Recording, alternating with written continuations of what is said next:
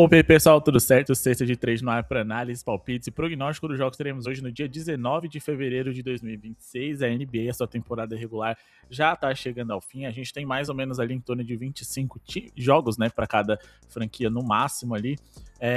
Mas muita coisa ainda pode acontecer, na verdade até bem menos do que isso, né? Em torno de 20 jogos para cada franquia. Acho que é mais ou menos por aí, um pouquinho mais, um pouquinho menos.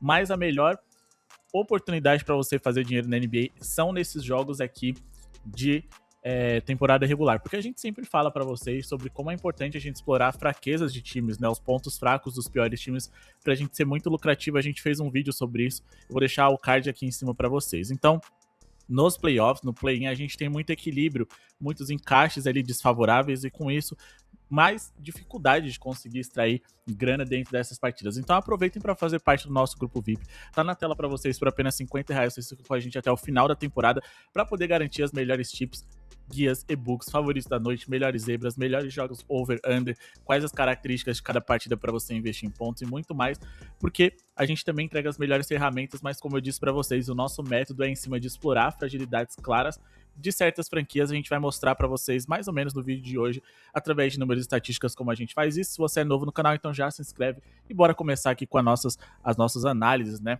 Se você não quer ficar com a gente até o final da temporada, por apenas R$20 você garante o primeiro mês, ou por apenas R$30 você fica com a gente por 2 meses. Preços muito interessantes aí, o grupo VIP mais completo do mundo e também com o melhor custo-benefício. Chame no WhatsApp e garanta a sua vaga. Meta de 100 likes para esse vídeo de hoje. Bora caprichar aqui nas nossas análises. Hoje não temos tantos encaixes favoráveis, mas bora trocar uma ideia a respeito de cada uma dessas partidas. Temos Hornets e Rockets. O Charlotte Hornets é um dos times mais interessantes do momento, enquanto que o Houston Rockets, apesar de ser um time extremamente competitivo, é um time que decepcionou, porque a impressão que se dá é que eles são um pouco menos competitivos do que na temporada passada, apesar do Kevin Durant, mas porque é um time com muita limitação na criação de jogadas, né? Basicamente ali, eles têm poucas jogadas, além de um treinador ali que tá balançando no cargo. Então, a gente tem que analisar esse jogo em cima do que é o momento. Então, vamos pegar aqui os últimos 15 jogos, e nós temos aqui o Charlotte Hornets como o segundo melhor ataque da NBA por 100 posses de bola nesse período, enquanto que o Houston Rockets, por 100 posses de bola, eles são apenas o 25º. Defensivamente, o Charlotte Hornets, que não é uma grande defesa, foi bem. A sexta melhor defesa, o Houston a oitava.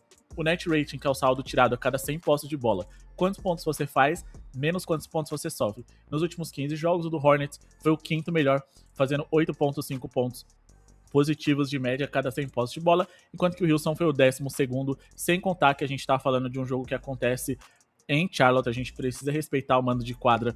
O Houston, além de ser o 12º, marcou apenas 1,3 pontos positivos por 100 posses, então por mais que você tenha aqui em torno de 7 posições até chegar ao Hornets, a diferença nos números em si são muito grandes, tá? O Hornets está muito mais perto aqui do principal time dentro desse quesito nos últimos 15 jogos, que é o Pistons, do que tá perto aqui do Houston Rockets, que tá em 12º. Então a gente tem um cenário muito interessante aqui, todo mundo com confiança, o Hornets jogando em casa, e a gente tem aqui a possibilidade de, através de um handicap positivo, trabalhar a favor do Charlotte, que venceu recentemente esse próprio Houston. Então a gente vai trabalhar aqui com um handicap positivo, mais 8,5 para os Hornets. Então eles têm que vencer a partida ou perder de no máximo 8 de diferença. Se perder de 9 ou mais é red, se perder de 8 ou menos, ou então vencer a partida, é green. Beleza? O Charlotte Hornets, nesses últimos 15 jogos, eles conseguiram vencer grande maioria das partidas, foram 12 vitórias e apenas 3 derrotas. Eles cobriram esse handicap de mais 8,5 contra o Cleveland, contra o Detroit Pistons, só não cobriram contra o Golden State Warriors, ou seja, eles cobriram esse handicap vencendo a partida ou perdendo por uma diferença mínima nos últimos 13 jogos consecutivos e também em 14 dos últimos 15 jogos.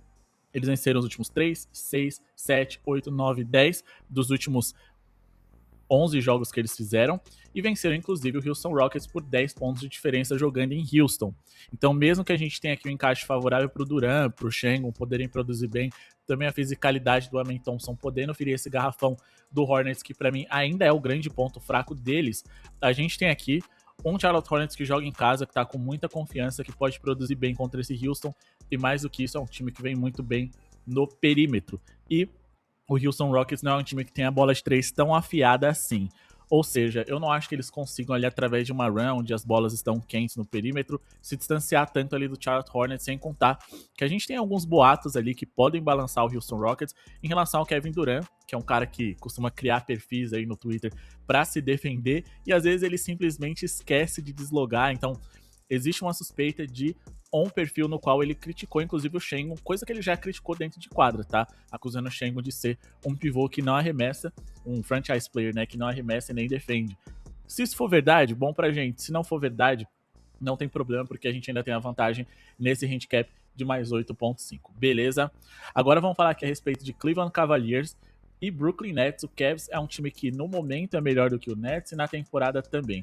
Por mais que o Cleveland venha decepcionando aí, né, na temporada em geral, desde a chegada do James Harden parece que despertou aquele sentimento de que eles podem ser o grande favorito da Conferência Leste ao lado dos Knicks e quem sabe o Boston, caso o Jason Tatum volte. Nos últimos 10 jogos, o Cleveland foi o melhor ataque da NBA por 100 posses de bola. Defensivamente, eles ainda precisam melhorar, mas nesses 10 jogos foram bem.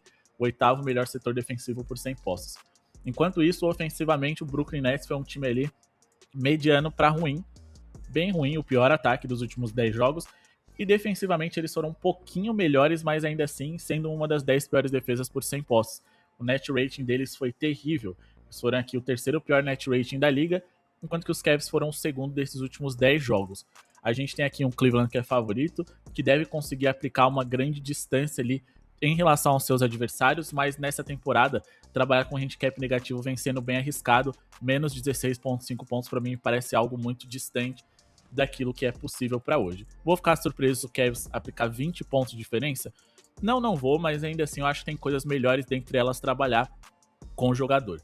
E a gente tem aqui, por exemplo, o Michael Porter Jr. podendo ir bem no território triplo, principalmente, apesar de que a linha dele eu considero que tá bem alta, tá 3.5, acho que é um cara ali que pode frequentar perto ali dos 25 pontos, mas a linha de pontuação dele tá em 23.5.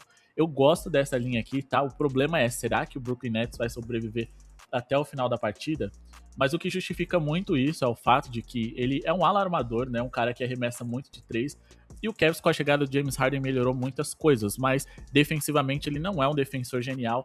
E o Cleveland é um dos times que mais permitem bolas de 3 tentadas contra o seu patrimônio na liga, sendo um dos 10 times mais favoráveis para se trabalhar em bolas de 3 contra eles na NBA. A gente estava falando de um Michael Porter que é um ala armador e o que mais sofre bolas de 3 para jogadores dessa posição. Então, a gente tem aqui um vácuo de talento muito grande do lado dos Nets, tendo concentrado todas as possibilidades do Michael Porter Jr. pontuar bem, porque o Cavs, repito, é um time que tem dificuldade acima de tudo de defender no perímetro. Mas eu gosto de trabalhar com times que eu acho que vão vencer. E provavelmente, se houver um blowout aqui, vai ser favorável ao Cavs. Então, eu vou trabalhar aqui com o James Harden, tá? Apesar de achar interessante aqui essa linha do Michael Porter, eu acho ainda mais a linha de assistências do James Harden. Dá para tentar esperar essa linha baixar um pouquinho, mas eu acho que vale o risco porque a odd tá boa, mais de 8.5 assistências. Finalmente o James Harden vai jogar na escalação com Donovan Mitchell, Evan Mobley e também o Jarrett Allen. Então ele vai ter dois ótimos pivôs, além de um ótimo cestinha para servir. O James Harden é especialista em potencializar o jogo ali de pivôs, principalmente operando no pick and roll man. Então, a gente tem aqui a possibilidade do James Harden poder distribuir assistências para esses dois caras, e a gente viu que recentemente o Jarrett Allen estourou na pontuação com a presença do Barba. Pode acontecer o mesmo com o Mobley, pode acontecer o mesmo com o Cavs em geral. Então, quando a gente vai aqui em Pick and Roll Man e coloca aqui nos aspectos defensivos, a gente está falando aqui de um Brooklyn Nets que é um dos 10 mais vazados em jogada desse tipo, e eles são também aqui um dos 10 piores aproveitamentos na hora de defender essa jogada, no qual James Harden vai chamar a parede, vai servir os seus companheiros para que eles pontuem bem e, consequentemente, vai gerar boas assistências. A gente tá falando aqui de nos últimos 7 jogos no Nets, que foi um dos 10 que mais permitiu assistências por jogo para armadores na liga, sendo também aqui o sétimo mais vazado para pivôs, então a gente vai ter o James Harden servindo com frequência esses pivôs que podem ferir bem esse adversário de hoje, tá? Como eu disse, a linha é alta, mas ele superou em 8 dos últimos 15 jogos, ele tem média de 8.2 assistências na temporada até aqui. Com a camisa dos Cavs, ele conseguiu ser over na maioria dos jogos, vem de um jogo de 11 assistências, mesmo jogando 28 minutos. Ele também conseguiu superar, ser over aqui, né, em 4 dos últimos 5 jogos que ele fez. E a gente tá falando aqui de uma posição onde 5 dos últimos 7 jogadores comparáveis a ele contra esse adversário, que é o Nets, conseguiram ser over nas suas assistências, tá? Ele não foi over em assistências nos jogos que ele teve contra os Nets nessa temporada, mas isso acontecer mais uma vez, estatisticamente é pouco provável, porque é um adversário muito favorável para ele distribuir passes e seus companheiros conseguirem pontuar bem. Beleza? Sem contar que ele ainda pode servir o Donovan Mitchell, jogadores que vão estar abertos para arremessar de 3.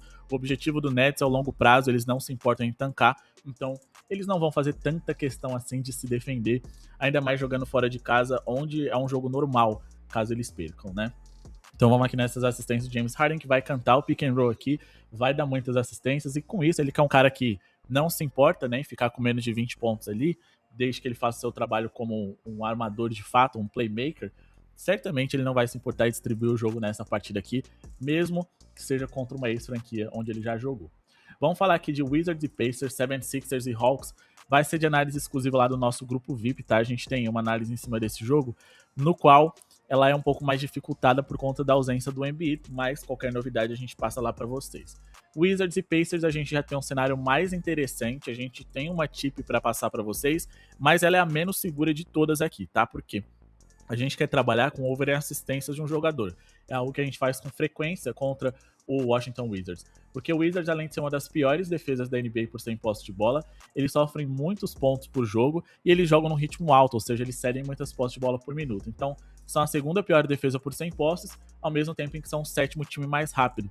Então, você tem ali eles defendendo mal e cedendo muitas posses para os seus rivais. O aproveitamento em rebotes defensivos deles é o pior da liga, então a gente pode ter pontos de segunda chance com rebotes ofensivos, e quem sabe o jogador que a gente acredita nesse over em assistências não possa ter mais chances com essas posses extras de ser over nas assistências. O problema é para quem que ele vai passar.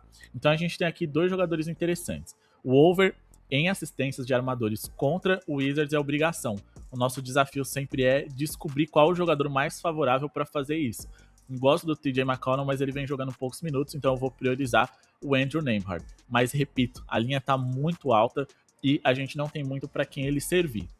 Se durante a partida a gente perceber ali que essa defesa ruim, principalmente garrafão do Wizards, é mais ou menos a mesma lógica ali do Harden, ele vai ter que servir jogadores bigs para pontuar por dentro desse Wizards que, além de defender mal, tem uma péssima defesa de garrafão, ele precisaria ele servir, por exemplo, o Obi Toppin, o Siakam, o Zubat, que chegou mas ainda não vai jogar, então falta alguns jogadores para ele dar essa assistência. Então eu acho que o ideal é esperar baixar para 7.5, trabalhar com acima dele, se aproveitar dessa defesa ruim do Washington Wizards e também desse time que não é de hoje, na temporada atual, na passada, etc. É um top 10 que mais cede assistências por jogo e um top 10 que mais cede assistências para armadores também. Então, fica aqui só essa observação. Vamos passar a nossa análise mais em cima de outro jogo. Deve ser um jogo over. São dois times que gostam do pace alto, que defendem mal, mas falta um pouquinho de talento ali para acreditar, para eu colocar dinheiro, né, no acima de, em uma partida na qual eu tô dependendo, acima de tudo, da ruindade da defesa de ambas as equipes. Isso não é saudável, o ideal é a gente trabalhar também com um pouquinho de qualidade a nosso favor.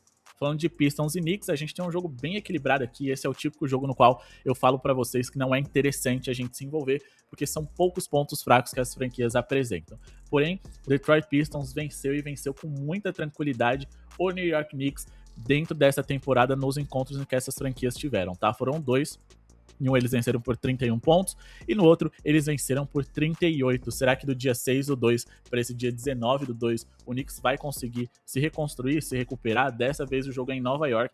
O Knicks é um time que cai muito de produção quando joga fora de casa, os números também, né? Então aqui a gente tem um cenário que pode ser bem surpreendente. Eu acho que a odd poderia estar um pouquinho maior para os Knicks, porque estatisticamente falando, um time como o New York Knicks, muito competitivo, perder 3 vezes seguidas, né, para o Detroit Pistons dentro dessa temporada, por melhor que o Pistons venha jogando, estatisticamente é pouco provável, mas por uma odd de 1,50 a gente se basear apenas nisso, né, nessa estatística para a gente colocar dinheiro, não acho que vale tanto a pena assim. Então entre a vitória simples dos Knicks e o handicap positivo de mais 8.5 dos Pistons, eu prefiro o handicap positivo dos Pistons, porque mesmo dentro desse cenário recente, onde o New York Knicks melhorou, nos últimos 15 jogos o Pistons ainda foi melhor em muitos quesitos. Ofensivamente, o quinto melhor ataque contra o oitavo. Defensivamente, a primeira contra a segunda melhor defesa. E o net rating, o primeiro contra o segundo melhor. Já que a gente tem um jogo tão equilibrado aqui, onde qualquer um pode vencer, é bom a gente se apoiar em um handicap ali positivo para pelo menos ter o direito de perder por uma diferença de 8 pontos. O Detroit Pistons vem de 3 vitórias seguidas, venceram 6 dos últimos 7 jogos, enquanto que o New York Knicks, eles venceram e perderam ali, tiveram ali uma inconsistência nos últimos 4 jogos, venceram 2, perderam 2. E a derrota contra os Pacers aí sim um pouquinho mais incompreensiva, principalmente porque foi em Nova York. Depois eles venceram ali o 76ers, mas o 76ers ali bem desfalcado, então eu tenho dúvidas do quanto essas vitórias dos Knicks elas são de fato contundentes, tá? Diferente do Pistons, que pegou geralmente ali adversários de um nível muito parecido, mas que não estavam tão desmembrados assim. O Hornets, que é um dos grandes times do momento, o próprio New York Knicks, eles foram e venceram, ganharam de lavada dos Pistons, ganharam de lavada do Toronto Raptors, perderam pro Wizards, mas aqui, né, era um jogo de back-to-back, onde eles iam enfrentar o Knicks no dia seguinte, então claramente eles estavam concentrados, todos os esforços, foco, estratégia, tava ali no jogo seguinte, não nesse daqui. Esse daqui eles jogaram ali de qualquer jeito, tava bem claro isso, tá? Então era uma derrota, digamos que dentro do radar. Uma temporada em geral, eu vejo a defesa aqui do Detroit Pistons como mais confiável e mais consistente do que a do Knicks, que não foi nenhuma defesa de top 10 na temporada como um todo. A defesa do Pistons foi a segunda melhor da liga, a melhor da Conferência Leste. Então, gosto desse handicap positivo, tô até um pouco surpreso nessa possibilidade de trabalhar com HC positivo a favor de um time que vem jogando tão bem e que é o líder, né, da Conferência Leste. Beleza? Bom, vamos falar aqui agora a respeito de Bulls e Raptors. Aqui a gente vai trabalhar com o jogador, tá? A gente tem um Bulls que já era muito ruim na defesa, perde aí Kobe White, Josh Giddey por vários jogos, perde o Vucevic, um time que já sofria muito no garrafão, perde o seu principal pivô e não repõe. Então, todo mundo aqui pode pontuar bem. A princípio eu falei, cara, quem que eu vou investir? Brandon Ingram ou Scottie Barnes? Ambos têm um cenário muito interessante para produzir e pontuar bem contra esses Bulls. Mas no fim, eu pensei, o Jacob Poeltl também pode pontuar bem e o RJ Barrett vem sendo bem consistente ali recentemente. Então, por que não trabalhar com quem vai entregar a bola para esses caras pontuarem bem e com um cara que tem menos encaixe para pontuar, mas melhor encaixe para assistir? Claro que eu acho essa linha de 5.5 pro Quickley um pouquinho alta, mas pro jogo em questão, eu acho ela muito boa, tá? Então vamos aqui de mais de 5.5 assistências do Immanuel Quickley. Claro que se essa linha de 5 aqui estiver pagando em torno de 1,50, que é o mínimo que a gente gosta de trabalhar no ao vivo, eu também acho bem interessante, tá? Ele vai servir jogadores que pontuam por dentro para power forwards, né, que é a posição do Ingram e do Scottie Barnes, onde o Bulls é o time mais vazado da liga e onde jogadores geralmente executam arremessos perto da cesta, com alto índice de aproveitamento. Os Chicago Bulls, eles são o 6º time que mais cede assistências por jogo para point guard em toda a NBA, que é a posição do Immanuel Quickley, e a gente ainda tem o reforço de Jacob Poeltl, que pode produzir bem também, tá? O Quickley superou essa linha em 9 dos últimos 15 jogos que fez, ele foi over em 3 dos últimos 4 jogos também, no único under foi por apenas uma assistência, inclusive contra o Chicago Bulls, mas diante de um cenário tão ideal assim para ele distribuir passes, desde que ele joga ali mais de 25 minutos, é muito difícil que ele fique com a linha tão baixa, não tem necessidade dele arremessar 20 bolas hoje, que foi o recorde de arremesso dele aqui num recorte recente, contra o adversário no qual, cara, só solta a bola, que vocês vão ganhar e as coisas vão dar certo. Não vai bater esses 20 arremessos, vai distribuir mais passes, não vai ter esses 24 pontos, muito provavelmente, e deve, consequentemente, superar essa linha aqui que a gente busca para hoje. 10 dos últimos 10 jogadores comparáveis a ele, né, que jogam com características semelhantes em posição contra os Bulls, foram over nas assistências, o que também é um cenário excelente, muitos deles com sobras. A gente tem aqui o Desumo de 6.5 para 9, temos aqui também o Jamal Murray de 6.5 para 11, o Nolan Traore aqui com 4.5 para 13, a gente indicou ele no nosso canal, Derek White também foi indicação 5.5 para 9, então dá pra gente confiar no Quickley aqui para essa partida, para enfim ele conseguir se over nas assistências contra um rival tão favorável. A característica desse jogo aqui é muito mais de um over do que de um under, porque o Bulls defende muito mal, joga rápido e tem muito mais jogadores que atacam bem do que defendem bem. O problema é que eu não sei se eles vão conseguir ferir esse Toronto Raptors, que nem sempre joga num pace alto, tá? Se vocês forem olhar, o Bulls é o quinto time mais rápido da NBA, a tendência é que eles sejam ainda mais com a saída do Vucevic, mas o Toronto Raptors é um time que joga um dos 10 ritmos mais lentos, esse é o meu ponto de interrogação, mas entre um over aqui, um jogo bem pontuado, e um jogo mal pontuado, o over, ele faz mais sentido, tá? Agora vamos falar aqui a respeito dos jogos que acontecem na virada da madrugada, Spurs e Phoenix, é de análise exclusiva do nosso grupo VIP, chama no WhatsApp, garanta, faça parte do grupo VIP mais completo do mundo, e também não se esqueçam que tem link na descrição dos nossos canais de futebol e também dos nossos canais de basquete alternativos. O nosso Instagram é @cestadetrade, segue lá, e também tem vários links na descrição, por exemplo, o nosso grupo gratuito de tips, do WhatsApp e também diversas casas de aposta para você criar cadastro através do cupom Cesta de Trade, ajudar o nosso projeto a seguir acontecendo e garantir cupons exclusivos e bônus para vocês fazerem essa festa em casa de confiança. Também não se esqueçam, né, de ser membro do canal, clicando no botão de Seja Membro, vocês ajudam bastante. curte e compartilha esse vídeo naquele seu grupo de WhatsApp que gosta de fazer uma fezinha, mesmo que discorde de tudo que a gente tá falando, é sempre bom ter uma segunda opinião a respeito dos jogos da NBA para formar a sua. Também não se esquece de comentar qual a sua time preferida pro dia de hoje. Bora debater, tem dúvida, Léo? Vale a pena postar aqui e ali? Se a gente conseguir, a gente responde vocês.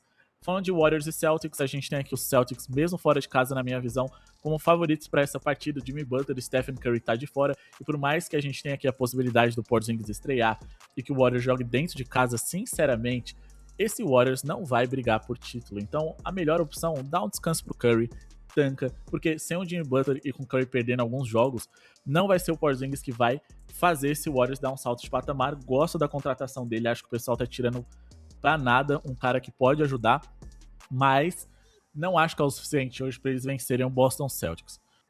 O Boston Celtics hoje, vamos de handicap de menos 1.5 para fechar essa odd de 1.51, eles vão ganhar por 2 pontos de diferença ou mais contra esse Golden State Warriors que nos últimos 11 jogos, muitos deles inclusive sem o Stephen Curry, eles só venceram 4, tá? Então eles perderam 7, e dessas vitórias, dessas derrotas que eles tiveram aqui, todas elas foram por 2 pontos de diferença ou mais, na verdade bem mais, né? Venceram alguns rivais muito fracos, como o Utah Jazz e o Memphis Grizzlies, que também esquece essa temporada. Tiveram boas vitórias contra o Phoenix Suns e contra o Minnesota, aí sim, bons times, mas ainda assim a sequência é negativa, tá? O Golden State Warriors, eles só venceram um jogo dentro de casa dos últimos 5 e foi contra o Memphis Grizzlies por apenas 1 pontinho de diferença. E o Boston Celtics é um time que, com as trocas, com a possibilidade do Tatum voltar, é um time que almeja brigar por algo mais incisivo nessa temporada.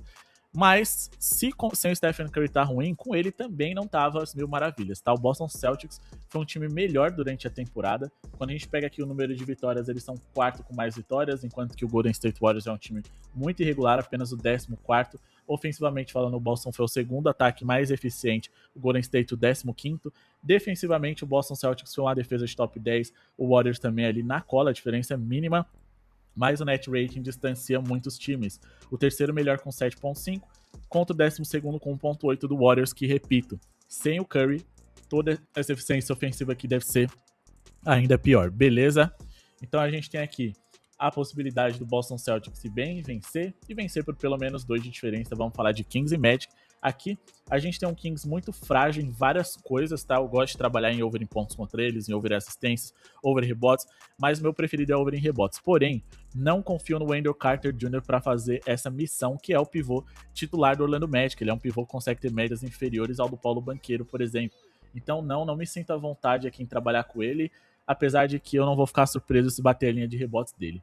Do outro lado, a gente tem um time jogando em casa que, cara, ninguém ali tá ligando muito pra esse projeto, mas eles podem até fazer uma graça contra o Magic ainda, tá? A gente tem aqui um Magic que tem poucos pontos fracos defensivos, mas um deles é a sua capacidade de defender armadores. Então, 14.5 no Russell Westbrook, que eu acho que vale a pena. Se no primeiro quarto ele não fizer nada, provavelmente o cash out vai ser a melhor opção.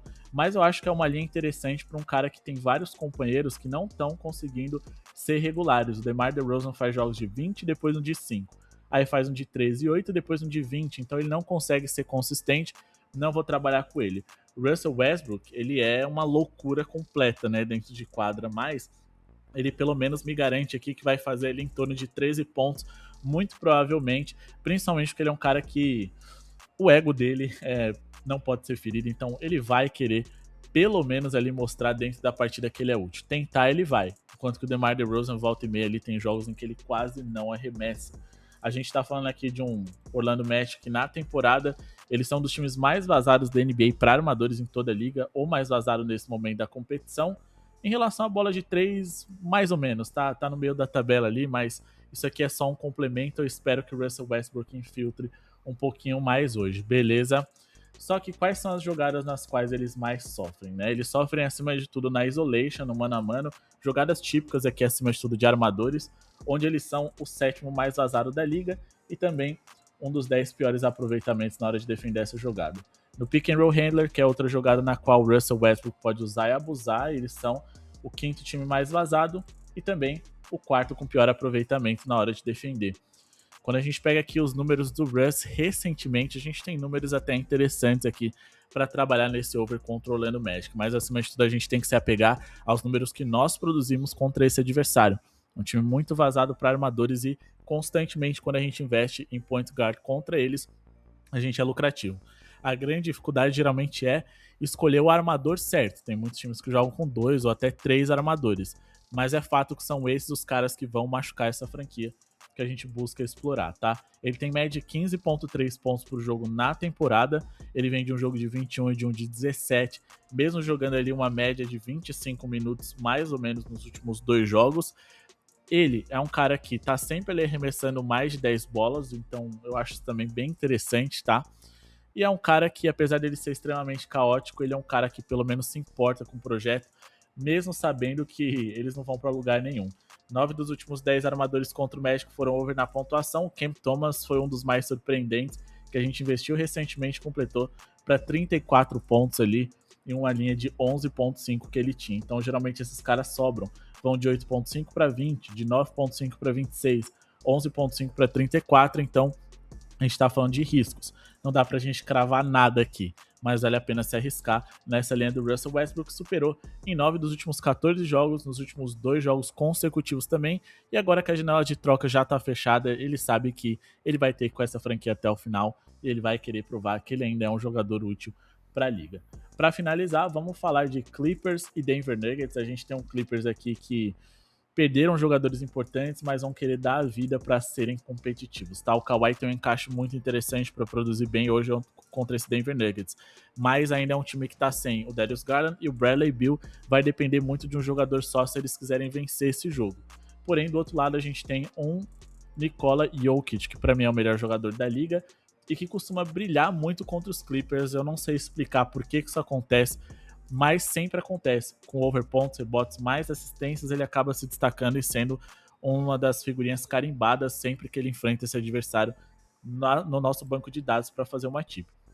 Porém, 49.5, eu acho que nesse momento tá muito alto, tá no limite aqui, e eu ainda quero entender como é que ele vai sair contra o Brook Lopes. Ele tinha muita facilidade em pontuar contra o Zubat, eu não sei como vai ser com o Brook, que é um jogador que é inferior ao Zubat hoje, mas é um cara mais experiente na NBA, já foi um defensor melhor do que o Zubat, então eu tenho minhas dúvidas do quanto que ele pode pegar rebotes, dar assistências, enfim, mas na pontuação a linha tá boa, tá? 25 pontos, e a gente tem aqui um cara que, como eu disse, gosta de jogar bem contra o Los Angeles Clippers. Beleza, a gente tentou desvendar o porquê que ele pode pontuar bem hoje, a gente vai trazer alguns números para vocês.